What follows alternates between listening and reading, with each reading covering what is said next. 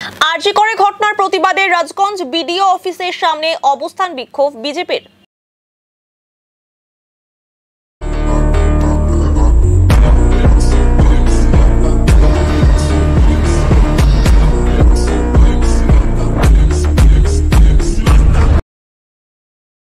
আজ রাজ্য জুড়ে বিজেপি বিডিও অফিসের সামনে অবস্থান বিক্ষোভ কর্মসূচি গ্রহণ করেছে।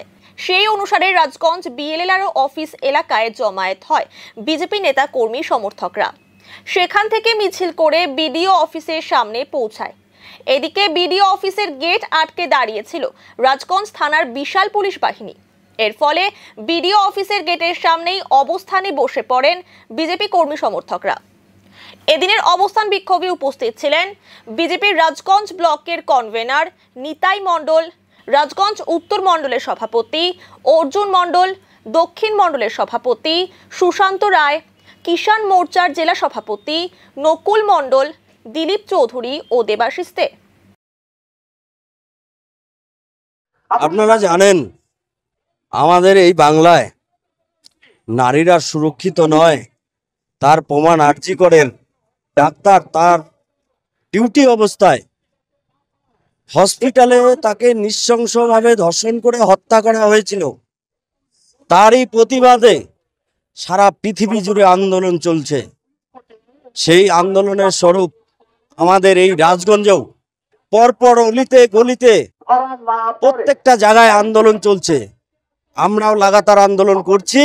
আজকে বিডিও অফিসের সামনে ধর্ণা অবস্থান চলছে আমাদের। আমরা দাবি রাখছি যে সমস্ত আসামিরা ধর্ষকেরা ধর্ষণ করেছে তাদেরকে বাঁচানোর জন্য রাজ্য সরকার 4 দিন প্রমাণপত্র সব লোপাট করেছে। পুনরায় তাদেরকে সেই সমস্ত আসামিদেরকে স্বইচ্ছায় রাজ্য সরকার সিবিআইয়ের হাতে তাদেরকে তুলে দেবে। যে রাজ্য সরকারের পুলিশরা পরপর 5 দিন সেই আসামিদেরকে বাঁচানোর জন্য যথাসাধ্য চেষ্টা করে প্রমাণ লোপাট করেছিল। এখনো সময় আছে, আমাদের দাবি রাজ্য সরকারের কাছে সেই আসামিদেরকে তুলে দেখ।